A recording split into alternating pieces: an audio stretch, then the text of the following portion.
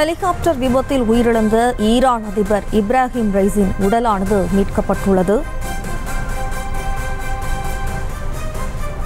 ஹெலிகாப்டரில் பயணித்த அனைவரும் சடலமாக மீட்கப்பட்டதாக அறிவிப்பானது வெளியாகியுள்ளது.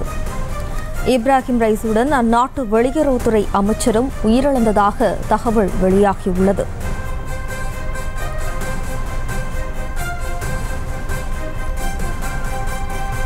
ஹெலிகாப்டர் விபத்தில் உயிரிழந்த ஈரான் அதிபர் இப்ராஹிம் ரைஸின் உடலானது மீட்கப்பட்டுள்ளது.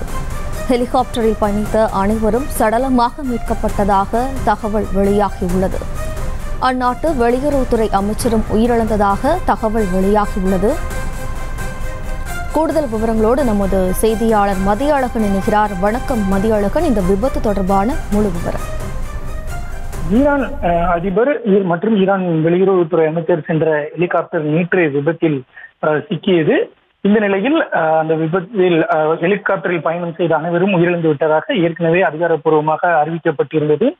இந்த நிலையில் இந்த விபத்து மிகவும் கோரமான முறையில் நடந்திருப்பதால் அந்த உடல்களை அடையாளம் காண்பதில் சிக்கல் ஏற்பட்டு இருப்பதாகவும், மேலும் அந்த விபத்து நடந்த பகுதி என்பது ஒரு மலைப்பகுதி என்பதால் உடல்களை மீட்பதில் சிக்கல் இருப்பதாகவும் தெரிவிக்கப்பட்டிருந்தது. இந்த நிலையில் விபத்தில் உயிரிழந்த ஈரான் அதிபர் இப்ராஹிம் ரைசியின் உடலானது தற்பொழுது மீட்கப்பட்டிருப்பதாக அறிவிக்கப்பட்டு அந்த காட்சிகளும் தற்பொழுது வெளியாகி இருக்கின்றன. மேலும் வெளியுறவுத்துறை அமைச்சரினுடைய உடலும் மீட்கப்பட்டிருப்பதாக தெரிவிக்கப்பட்டிருக்கிறது. விபத்தில் யாருமே உயிர் பிழைக்கவில்லை என்ற ஒரு தகவலும் தெரிவிக்கப்பட்டிருக்கிறது.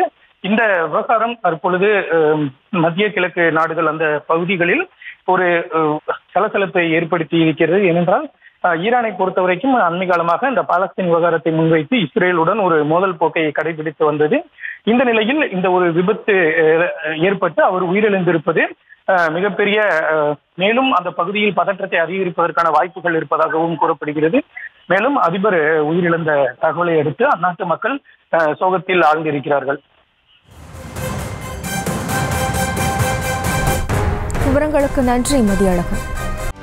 செய்திகளை உடனுக்குடனும் துல்லியமாகவும் தெரிந்து கொள்ள சப்ஸ்கிரைப் பண்ணுங்க.